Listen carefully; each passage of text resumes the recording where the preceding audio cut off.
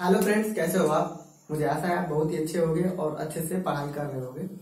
इस वीडियो में हम बात करेंगे स्पेसिफिक ग्रेविटी के बारे में। ठीक है, तो देखिए स्पेसिफिक ग्रेविटी होता क्या है। स्पेसिफिक ग्रेविटी हम लोग निकालते क्यों हैं। तो स्पेसिफिक ग्रेविटी जो है हम लोग जो है वाटर से तुलना करते हैं, और किसी भी चीज की जो है स्पेसिफिक ग्रेविटी जब हम निकालते हैं तो हम लोग ये देखते हैं कि कोई भी चीज जो है वाटर की तुलना में कितनी भारी है। ठीक है ना। तो देखिए स्पेसिफिक ग्रेविटी मुख्य रूप से हम लोग सॉलिड के लिए निकालते हैं और लिक्विड के लिए।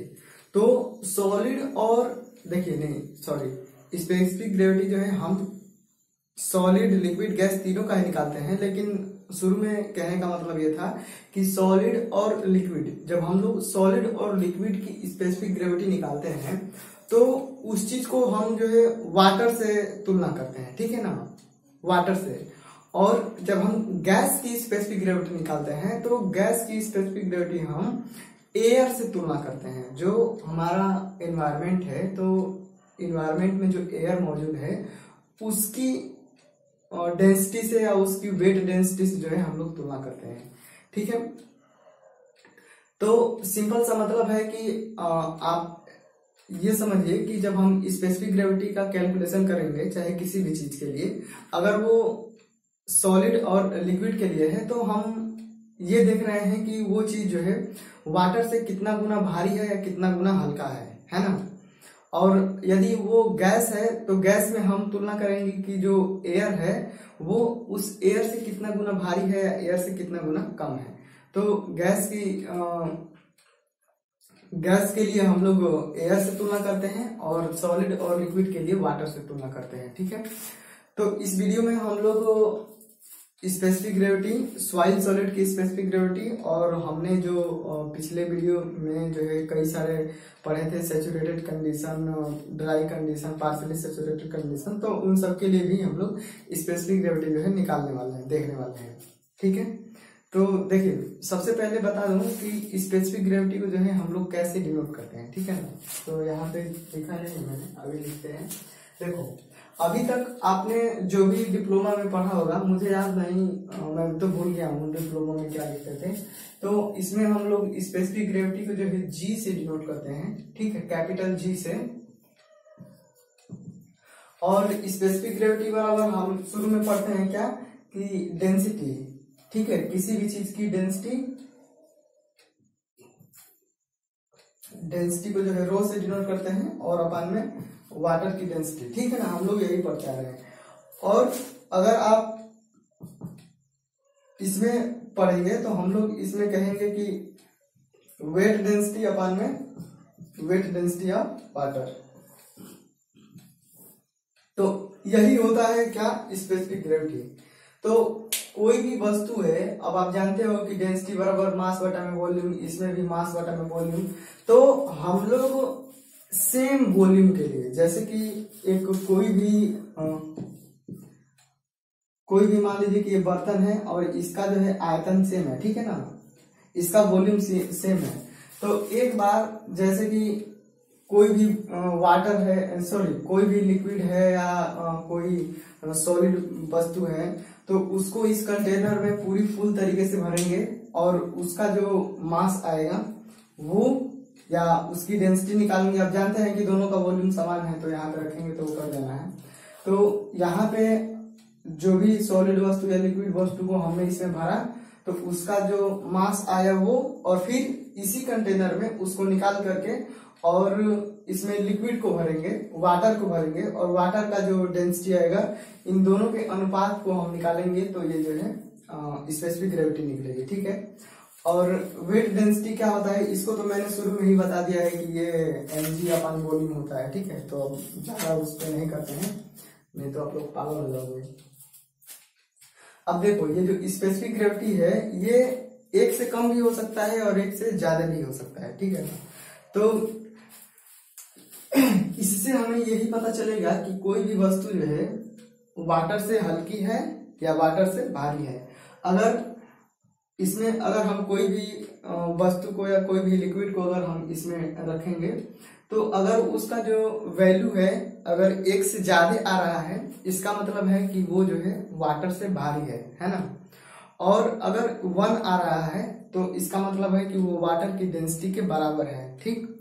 और अगर वो 1 से कम आ रहा है, इसका मतलब कि वो वाटर से हल्का है, ठीक है। तो देखो, अगर वो भारी है तो उसको जब वाटर में आप डालोगे तो वो डूब जाएगा, ठीक है ना।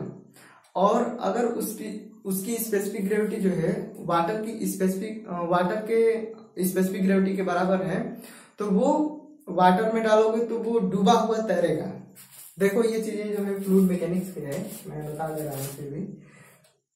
जैसे ये वाटर है नीचे ना, तो अगर कोई वस्तु है उसकी स्पेसिफिक ग्रेविटी वाटर के बराबर है तो डालोगे तो ये ऐसे, इसका सरफेस एकदम वाटर के लेवल के बराबर रहेगा और वो डूबा रहेगा।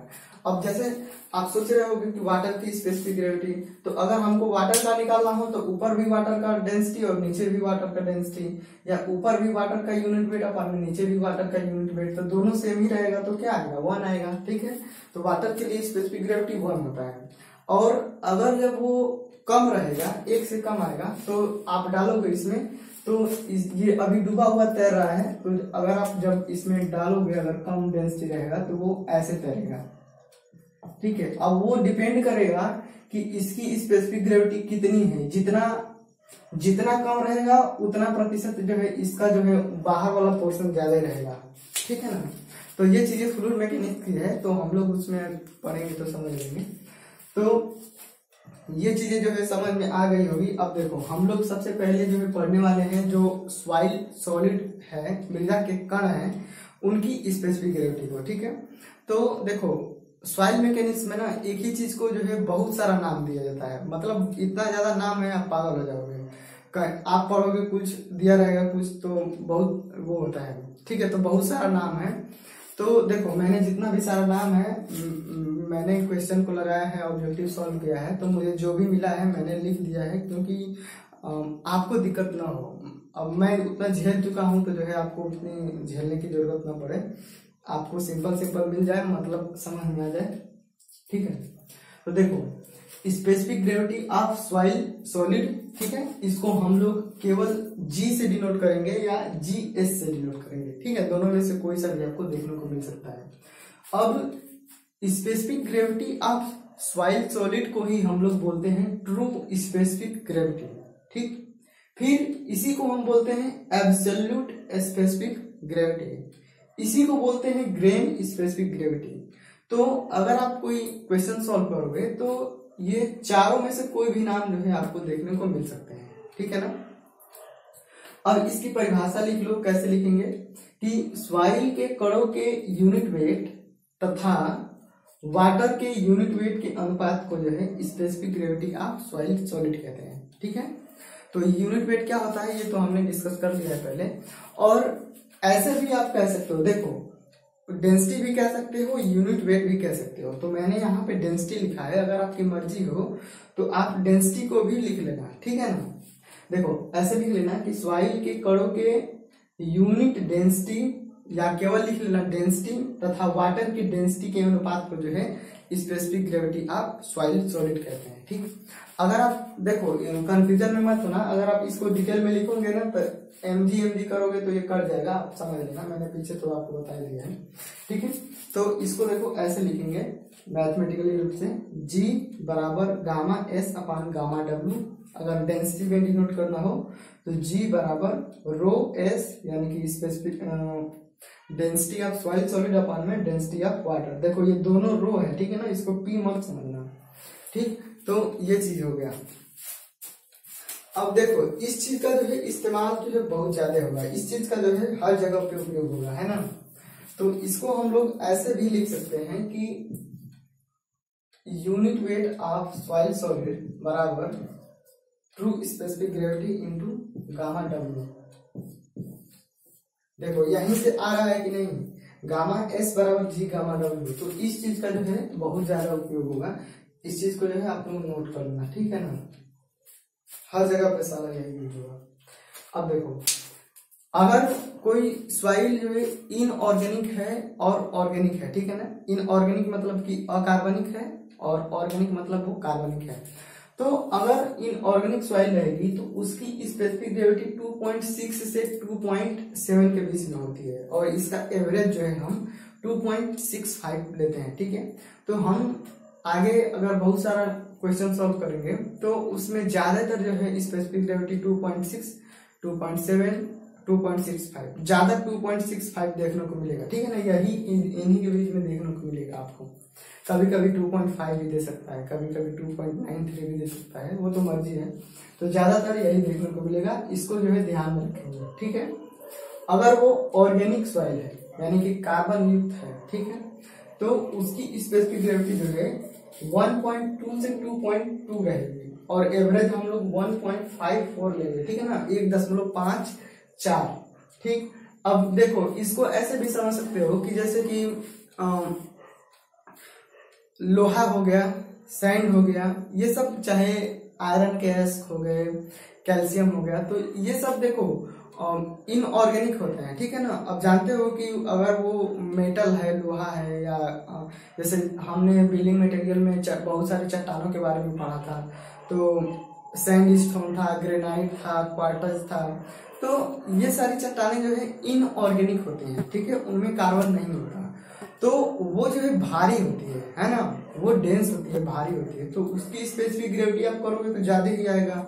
अब ये जो ऑर्गेनिक सॉइल है, तो ये जो है यही घास, पत्ती, पेड़ पौधे की इसी से मिल के बना होता है, तो वो जो है लूज कंडीशन में होती है, मतलब उसमें ज्यादा वेट नहीं होता है। ठीक है ना, वो लूज होती है, तो इस कारण से इसकी स्पेसिफिक ग्रेविटी जो है कम होती है। ठीक, अब देखो, अब हम आते हैं कि सॉइल की स्पेसिफिक ग्रेविटी। ये तो हमने पढ़ा कि कणों की स्पेसिफिक ग्रेविटी, ठीक है ना, specific gravity of soil solid. अब हम पढ़ रहे हैं स्पेसिफिक ग्रेविटी ऑफ सॉइल, जो हम पूरे को सॉइल बोलते हैं। ठीक है, तो इसी को हम जो है बल्क स्पेसिफिक ग्रेविटी कहते हैं। ठीक है, bulk specific gravity of soil. ठीक, अब हम जानते हैं कि जो सॉइल है वो नेचुरल कंडीशन में ड्राई हो सकती है, पार्शियली सैचुरेट हो सकती है, सैचुरेट हो सकती है, सबमर्ज हो सकती है। तो वो जिस कंडीशन में रहेगी उस कंडीशन के आधार पे जो है हम जो स्पेसिफिक ग्रेविटी निकालेंगे उसका नाम हम लोग रखेंगे। जैसे कि हमने यूनिट वेट जब कैलकुलेट किया था, डिफिनेशन लिख रहे थे उसकी, तो हमने जैसे वहां पे लिखा था ठीक वैसे ही यहाँ पे भी हम लोग लिख देंगे। तो इसकी परिभाषा कैसे लिखेंगे कि नेचुरल कंडीशन में सॉइल के यूनिट वेट तथा वाटर के यूनिट वेट के अनुपात को bulk specific gravity of soil कहते हैं। ठीक है, या इसी को ऐसे भी लिख सकते हो कि नेचुरल कंडीशन में सॉइल के डेंसिटी तथा वाटर के डेंसिटी के अनुपात को bulk specific gravity of soil कहते हैं। ठीक, तो नेचुरल कंडीशन में मैंने बताया कि वो किसी भी कंडीशन में हो सकती है। तो हम लोग जो जीटी है ना, bulk specific gravity, bulk specific gravity, इसको हमने पढ़ा था कि इसको हमने माना था कि पार्शियली सैचुरेटेड कंडीशन में सॉइल को मान के हमने निकाला है इसी को। ठीक है, तो इसको जो है हम GT से डिनोट करते हैं या GM से डिनोट करते हैं। ठीक है ना, बल्क स्पेसिफिक ग्रेविटी को GT या GM से डिनोट करते हैं। ठीक, और क्वेश्चन जब आप देखोगे तो उसमें आपको इसी को जो है, जो पार्शियली सैचुरेटेड कंडीशन में सॉइल है उसकी जो स्पेसिफिक ग्रेविटी है, उसी को आपको मिलेगा मास स्पेसिफिक ग्रेविटी। तो अगर कहीं पे आपको दिखे कि मास स्पेसिफिक ग्रेविटी लिखा हुआ है तो बस आप समझ जाना कि वो क्या है, पार्शियली सैचुरेटेड कंडीशन अवस्था में है ना। तो सेम वैसे ही gamma T upon gamma W, partially saturated unit weight upon में यूनिट वेट ऑफ वाटर, या पार्शियली सैचुरेटेड डेंसिटी अपन में डेंसिटी ऑफ वाटर। ठीक, अगर वो ड्राई कंडीशन में हो जाएगी तो गामा डी अपन में गामा डब्ल्यू, इसी तरह से रो डी अपन रो डब्ल्यू। अगर वो सैचुरेटेड हो जाएगी तो जी सेट लिखेंगे हम इसको, तो गामा सेट अपन गामा डब्ल्यू या रो सेट अपन में रो डब्ल्यू। ठीक, अगर वो सबमर्ज हो जाएगी तो गामा सब अपन में गामा सब जी सब बराबर गामा सब अपन गामा डब्ल्यू, या रो सब अपान रो डब्ल्यू, ठीक है। तो ऐसे हम डिनोट करेंगे, ठीक। अब जैसे यूनिट वेट हमने जब निकाल रहे थे तो उसमें हमने सीक्वेंस लिखा था कि जो है सॉइल किस कंडीशन में है, तो उसकी स्पेसिफिक ग्रेविटी का घटता हुआ या बढ़ता हुआ क्रम लिखा था हमने, मुझे याद नहीं क्या लिखा था, ठीक है। तो जो भी क्रम लिखा था, तो देखो अब स्पेसिफिक ग्रेविटी जब हम निकालेंगे तो जो उसका जो भी वेट था जिस भी क्रम में वो लिखा था, अब वो चेंज तो हो नहीं जाएगा, ठीक है ना। तो स्पेसिफिक ग्रेविटी भी सेम उसी के क्रम में आएगी, है ना। बस इसमें क्या किया गया है कि सभी जितने भी सारे डेंसिटी हैं उन सब में जो है यूनिट वेट ऑफ वाटर यानी कि वाटर की डेंसिटी से जो है भाग दे दिया गया है, ठीक है। तो अब जानते हो कि सारे पदों में किसी एक ही वैल्यू से भाग दे दोगे तो सारे का जो पहले जैसा था वैसे ही अब भी रहेगा, ठीक है। तो सारे के सारे जो है जैसा सीक्वेंस पहले था घटता हुआ या बढ़ता हुआ क्रम में सेम वैसे ही रहेगा, ठीक है ना। तो यहाँ पे मैंने ऐसे लिखा है, आप लोग मिला लेना। तो unit weight of soil solid जो है उसकी स्पेसिफिक ग्रेविटी जो है soil solid of specific gravity of soil solid, ठीक है। मृदा के कणों की जो स्पेसिफिक ग्रेविटी है वो सबसे ज्यादा रहेगी, फिर सैचुरेटेड कंडीशन में सॉइल की, फिर पार्शियली सैचुरेटेड कंडीशन में, फिर ड्राई कंडीशन में, और फिर लास्ट में सबमर्ज कंडीशन में जो है सॉइल की स्पेसिफिक ग्रेविटी सबसे कम रहेगी। तो ऐसे ही सीक्वेंस जो है हमने डेंसिटी निकाला था, जब यूनिट वेट निकाला था तो वहां पे भी हमने लिखा था, ठीक है ना। तो इस वीडियो में हमने स्पेसिफिक ग्रेविटी क्या होता है उसके बारे में जान लिया है, ठीक है। अब इसके आगे वाले वीडियो में हम लोग फार्मूले हैं जितने भी सारे यूज होते हैं उन सबको डिराइव करेंगे, ठीक है। उससे पहले जो है आपको एक चीज और मैं बताता हूँ, अगले वीडियो में मिलते हैं, ठीक।